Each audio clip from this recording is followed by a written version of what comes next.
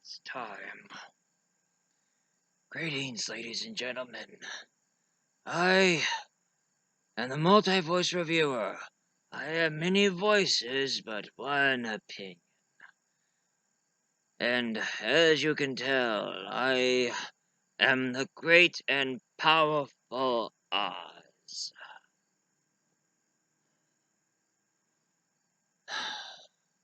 I guess being a wizard makes you feel very, very old.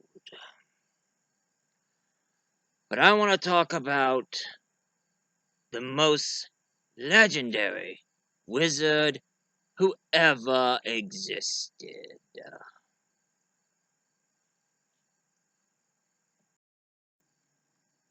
Hello, I'm Harry Potter. And I'm Doctor Strange. Oh yeah? You say you're the greatest wizard. And they say you're the greatest wizard. Oh yeah? Well, Wingardium Leviosa! Nice. Capetto! Oh, I see you caught me playing with my dolls again. But I'm not talking about Harry Potter, because I done that years ago. And I'm not talking about Doctor Strange, because I done that years ago. I'm gonna talk about a movie regarding a wizard who is part man, part something else. And he existed in King Arthur's time. The movie I'm gonna review for you today is Merlin, back in 1998. It was a Hallmark Entertainment TV movie. And the actor who plays Merlin on this one is the legendary, born British but moved all the way to New Zealand, Sam Neill, who did a pretty good job in this movie. And of course, there's a lot of actors in this movie. As you can see, there is Sam Neill. And of course, there is Helena Bonham Carter, John Gielgud, Rutger Hauer, Miranda Richardson, Isabella Rossellini, and Martin Short. Yes, that's right. All those actors. Sadly, John Gielgud only lasted for a short while. He played a Catholic king where the pagans' troops took over his castle and behead him, and Rutger Hauer wore his crown, and he plays a pagan king named Vortigern. Now, this story takes place where Rome now becomes Catholic. And since the pagans were no longer being worshipped, now the Saxons came along. And there was an all-out war between the Celtic pagans and the Christians. And Miranda Richardson, she plays Madame Mim. And she also plays the Lady of the Lake. Since all the pagan belief is dying down, they call upon Mab for help. And she starts noticing that nobody worships the pagan beliefs anymore because Christianity is spreading. So Madame Mim found somebody who would be chosen to be the one who would teach the people the old pagan ways. And she saw Merlin. Now, according to legend that they didn't mention in this movie, but from the original novel and the book, they say that Merlin, he is half human, half demon, which means his mother was a God-fearing woman, and an incubus, which an incubus is a lot like a succubus, except it's a male. They have demon wings and horns, but incubus can suck the life out of you, just like what succubus do to men. But this incubus didn't kill Merlin's mother, he just took advantage of her. And therefore Merlin was born. And when all the demon powers starts to come forward when he was a baby, a priest quickly baptized him when he was a child. So now he has the power of both being pagan and Christian. Of course, they didn't show that in this movie, I'm just telling you the legend. But the rest of the movie is based more on the legend. Anyway, his mother gave birth to Merlin's child, and there was an old friendly lady who was once a pagan, but now resorted to Christianity, and told Madame Mim that it would take more than magic to take care of the child. It takes love, patience, and understanding. So, Madame Mim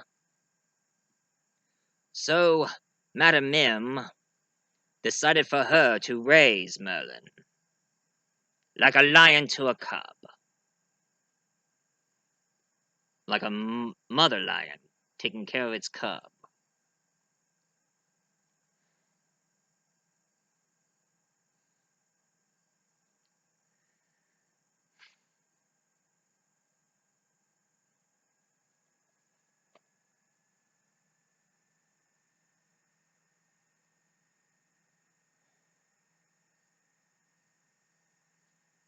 And when Merlin became a preteen, his eyes draw the most beautiful maiden that he ever saw, which she is a daughter of a duke. Her name is Nimue, played by Isabella Rossellini. But of course, as a preteen, she wanted help from Merlin to find the way to find their castle where they're supposed to live in. He's supposed to go straight to the path and don't take shortcuts. But as a young teenager Nimue is, she took the shortcut and was trapped in the quicksand of the moors. Merlin grabbed took a branch, and he held it out for her and told it to grow. Grow! Grow! And the branch did grew and helped Nimue out. And as he told his foster mother about it, she knew it was time.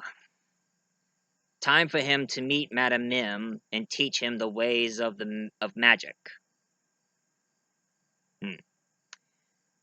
Now Mim has an imp who is also magical, played by Martin Short. His name is Frick. Now Frick decided to become his teacher and start teaching him the ways of the magic. And it turns out he can be the greatest wizard of all, but the problem is, he doesn't like magic. And Mim was really upset over that she went to the foster mother. She went to the foster mother, tried to force him back into liking magic. But the foster mother said no, and of course she was dying. And when she said something and insulted Mim, she screamed out loud, causing the ceilings to collapse. And therefore, the stepmother died. And when Merlin was about ready to strike a hand on her, she was too powerful that his physical form wouldn't even take her. And he swore a blood oath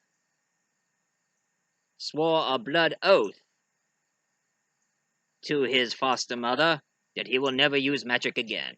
But something has to happen. It caused him to do so.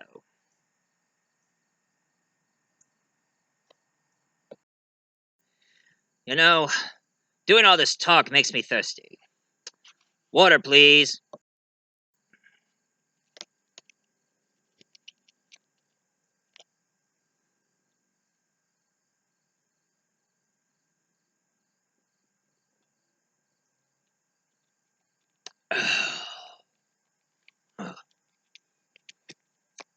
Anyway, Rutger Hauer, he plays Vortigern, the pagan king, who's trying to build a castle in the highest mountain. But every time when he builds his castle, it always keeps collapsing.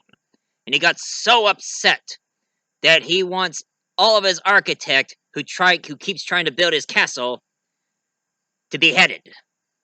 One thing you should know about Vortigern is that he acts before he thinks. He hits people without thinking. And he judges so quickly. And he wants to figure out why. And he meets an old man who is a soothsayer to help him find out why is his castle falling. So the soothsayer came to the Stonehenge to find out why is that castle falling. But Madame Mim showed up and told him that there's one person who would find. One person he needs to find to figure out what's happening to Vortigern's castle. And it is Merlin.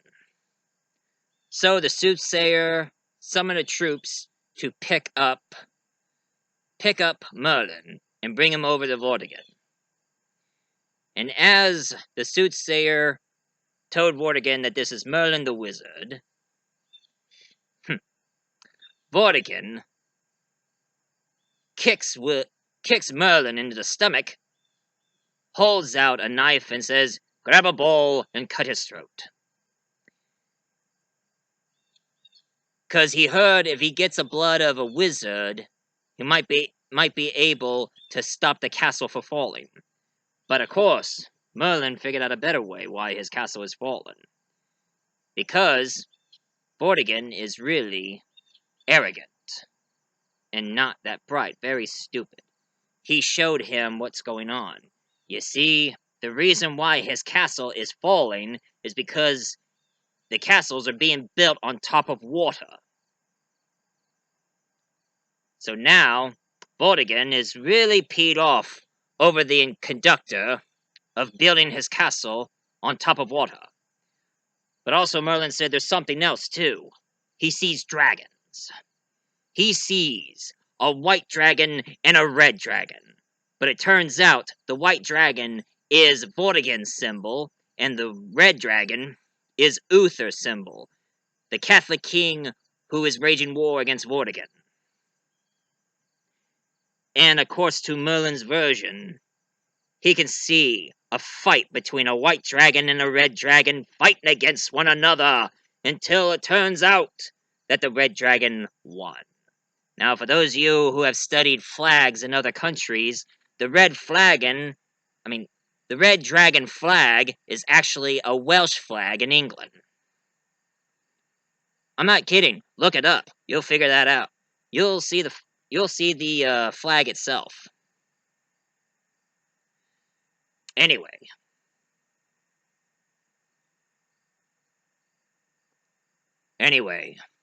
Merlin has finally met Nimue.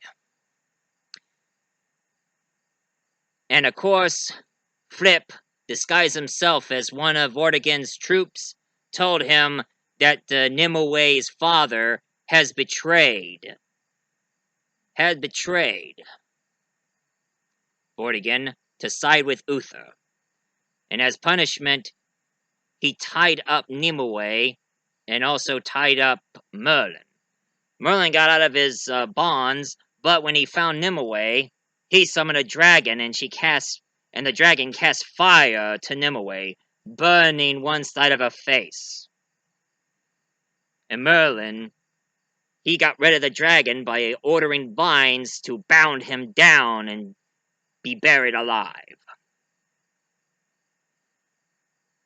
So now, since Nimue is now in a in the Vatican, or a cathedral, where they take good care of her. He decided to make a deal with another king, the one who represents the red dragon, Uther. And Merlin, even though he is a pagan wizard, and Uther and his knights are all Christians who won't accept any pagans or wizards. But the wizard showed his loyal side to Uther, that he wants to help him battle against Vortigern. And the only way he knows how to defeat Vortigern is one thing. He needs to find a suitable sword. So he went to the Lady of the Lake for help. So the Lady of the Lake gave him the special sword of all, Excalibur. And as Merlin used the sword, he can hear the sword singing as he swings it.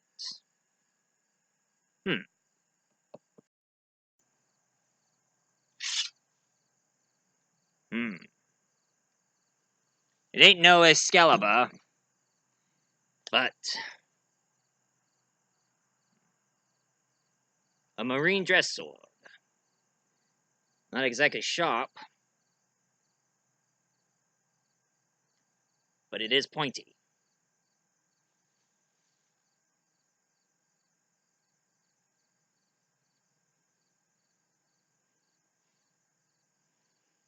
Kind of reminds me of that Christopher Lee song.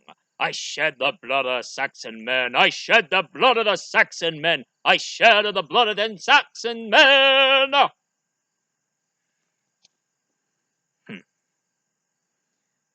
I really like this sword.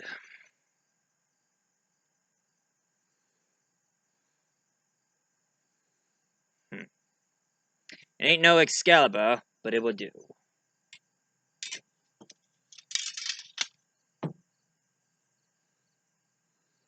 Anyway, when the battle had foughted, Vortigern had killed Nimue father, but Merlin showed up with his Excalibur, and he went one-on-one with Vortigern until he used a sword to crack the ice that they're standing on, and when the ice cracked, Vortigern fell and drowned. So therefore, the battle is over. Now the Christian have won. And he gave the sword to King Uther, told him that it can only be used for a good man for a good cause. So therefore, Uther is now the king. But sadly, he's not the pure of all heart of kings. As he saw one of his generals, who is married to the most beautiful woman of all, Uther fell madly in love by her beauty, that he actually is lust over her. And he's asking Merlin for help. Asking for Merlin that he would like to have her in his arms. But she is married to one of his generals. And he said if it's a war he wants and a war he gets, he does have Excalibur. Makes you wish he didn't say that, because Merlin took Excalibur and met the King Mountain, voiced by James Earl Jones. And he impaled Excalibur into the stones, which it is the Mountain King's hand. And he told the Mountain King that this sword will never be used or pulled out of the stone unless somebody is chosen to pull it from the stone. And the Mountain King says, yes, I will. And he hang on tight to the sword. And when Uther came to pull the sword, he can't pull it out of the stone. So he cannot use Excalibur. But the war had raged, and Merlin, he did what he wanted. He made him camouflage him to make him look more like his general. so he can have one night with that maiden that he had eyes on. I would have called that rape, if you ask me.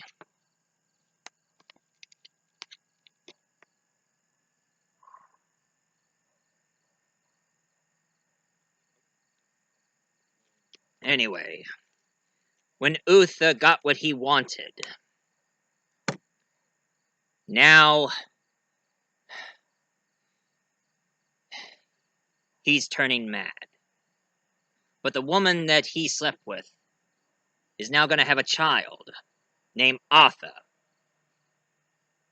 And Merlin decided to take care of the child. He's going to teach him not magic, but ways of becoming a noble man.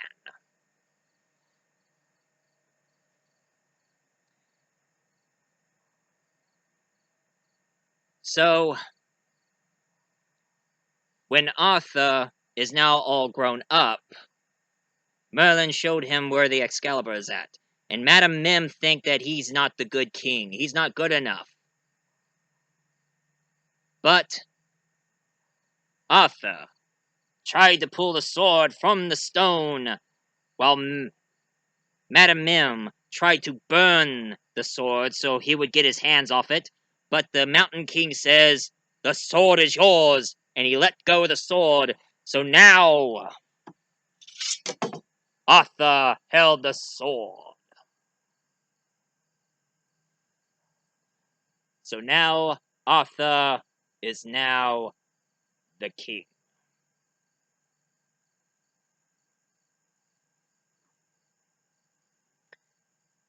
Might not be sharp as a razor, but it's very pointy. I can impale people with it.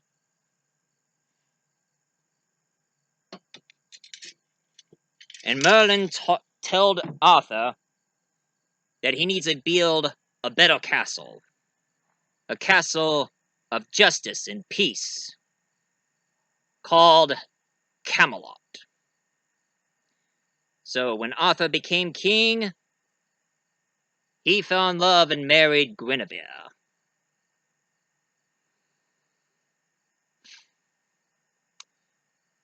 And of course, Arthur is trying to find the Holy Grail. So he needs a valiant knight, brave enough and quick enough. Oh yeah, another thing. Fripp. You see, Arthur has a sister, played by Helena Bonham Carter, named Morgan Le Fay. And Fripp made her look beautiful. And the only thing she can do is she has to vamp Arthur. Now, bear in mind, even though it's a Hallmark movie, incest was very common back then. A long time ago. Thank goodness that's illegal now. Although I heard there are some states and some countries who still do it. Which, they should all be banned.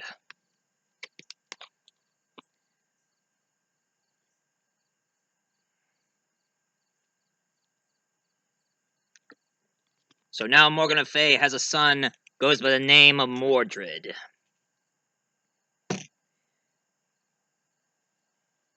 You see, Madame Mim wants Mordred to teach people the old pagan ways, trying to bring the old pagan ways back, while Merlin tries to use Arthur to use Christianity and justice and peace on Camelot.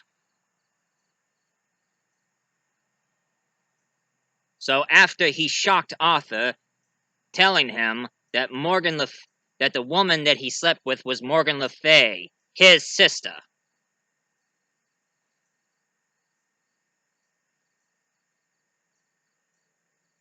But he told Arthur to don't let that bother you. He has a kingdom to uphold. So therefore he meets Guinevere. And of course Merlin met Lancelot, who is a very valiant knight. But surprisingly, Madame Mim, doing her tricks again, made Guinevere fall in love with Lancelot. And when Arthur and his troops went out to find the Holy Grail, sadly,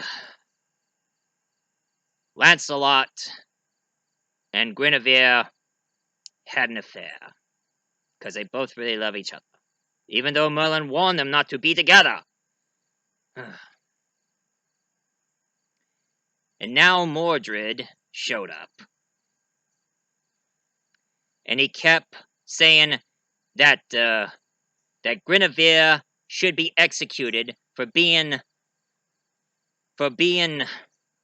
unfaithful to the king.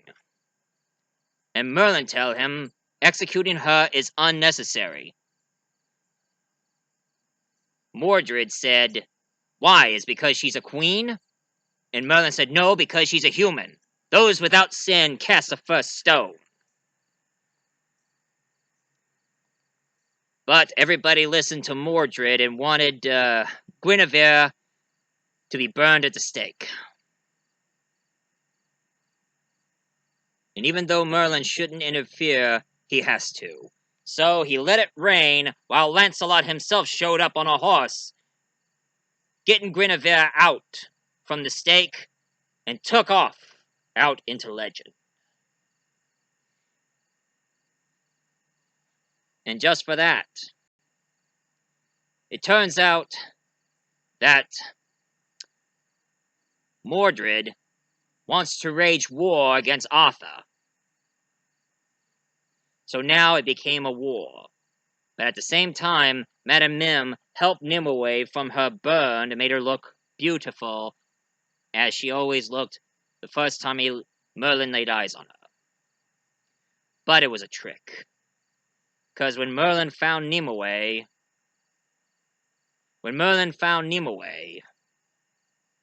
she was in a small hut. But as he keeps hearing shouts and sounds of people getting killed, he can't help, he need to go. But as he left, Nimue was caved in. So now he cannot see Nimue ever again.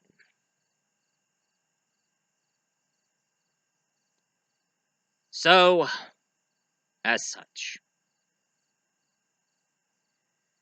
he has to go find Arthur. But it turns out that it was an unwinning war. Arthur and Mordred are both dead. And of course, Merlin grabbed Excalibur and said, "Here, Lady of the Lake, keep the sword, I don't want it anymore!" And then he tossed it into the lake. But the Lady of the Lake told him that his judgment always clouds. It wasn't Lancelot, it was his son, Galahad. He was the purest and the bravest. And then the final war, and after the final war ended, well, Fripp decided to join because he was betrayed by Madame Mim. Madame Mim and Mordred. So now Fripp joined Arthur's army. And then, when Merlin found Madame Mim at the round table where the knights used to be in, it becomes a battle between Madame Mim and Merlin until the door broke open, and there were a bunch of knights who fear her because her doing. But the best, and her mortal fear, if everybody forgets about her, she will be gone forever. So they all walk away and forgot about her, and Madame Mim was gone. And that was the end of Merlin. But not for long. You see, years later, when he's an old man, he met Fripp, and discovered that when Madame Mim was vanished, all of her spells ward off. So now Merlin finally found Nimue, and he has one last trick. He waved his hand, and now him and Nimue are no longer old. They're back to their normal use. And that was the end of Merlin. Use a magic so you can no longer be old again. I wonder if it happens here.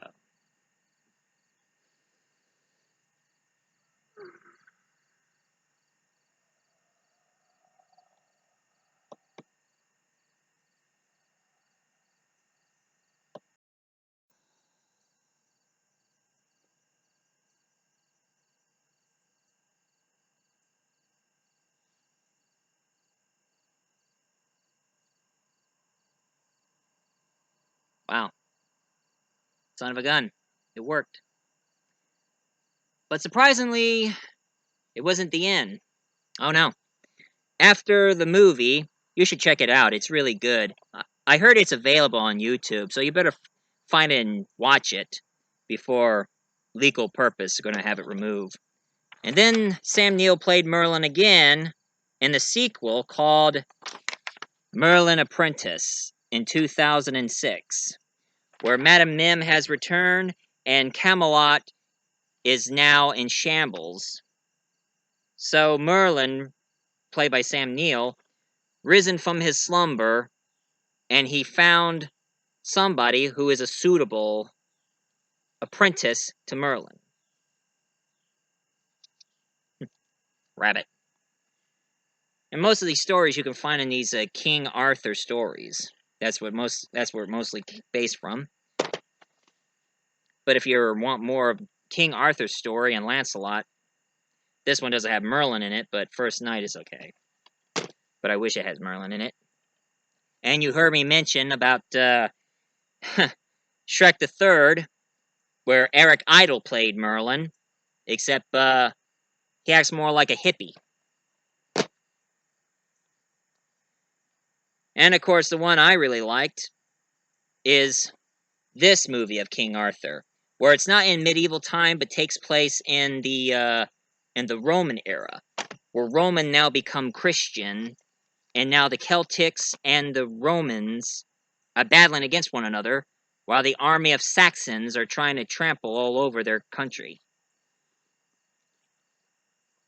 Historically accurate, but everybody knows that King Arthur, Merlin, Lancelot, I mean, they're all fictional characters based on book, just like Sherlock Holmes and Robin Hood.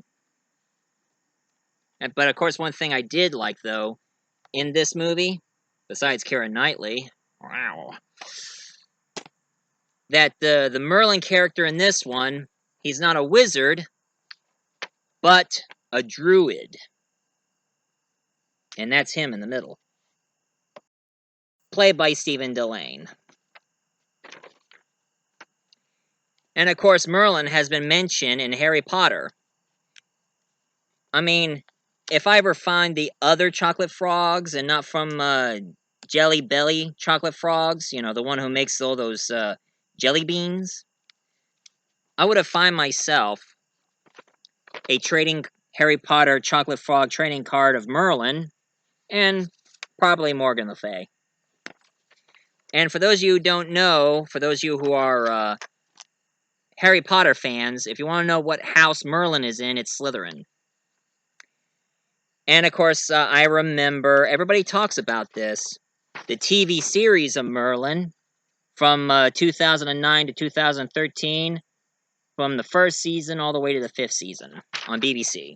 Sadly, I don't have BBC, so I haven't watched any of them.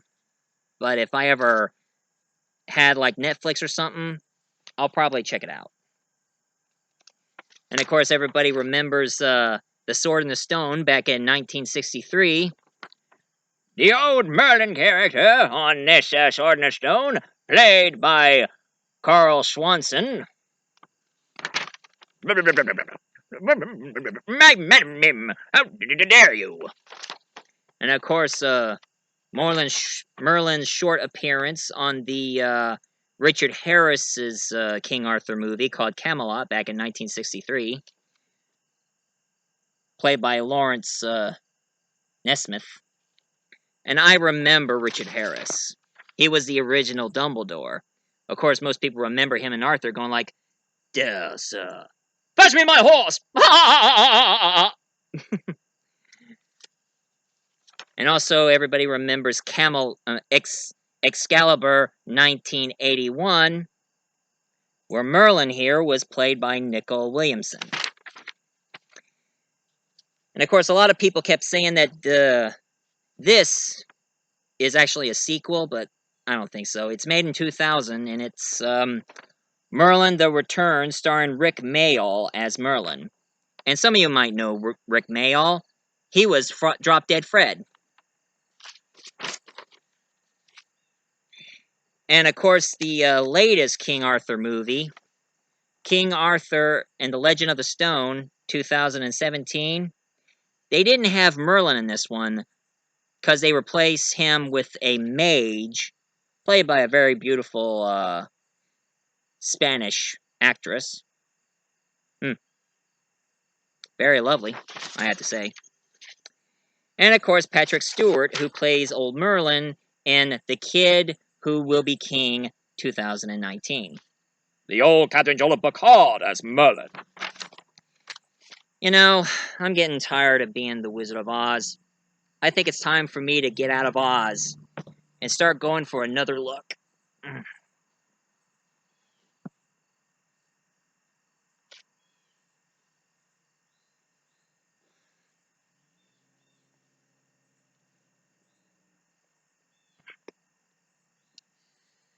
I'm no longer the Wizard of Oz now.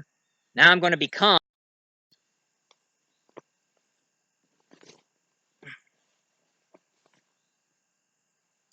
the Wiz of Halloween. That's right. October is coming, my favorite holiday. And for this multi-voice-a-ween, I'm going to be the Wiz of Halloween. There's going to be a lot of Halloween stuff I am dying to review for you folks, and you better stay tuned. So this is Michael Grimm, aka Multi-Voice Reviewer, aka Wizard of Oz, or the Wiz of Halloween. Any of you who likes this Merlin story, please leave a comment down below, hit like, and subscribe for more reviews. And as for me, I need to, Shed the blood of the Saxon man. I share the blood of the Saxon man!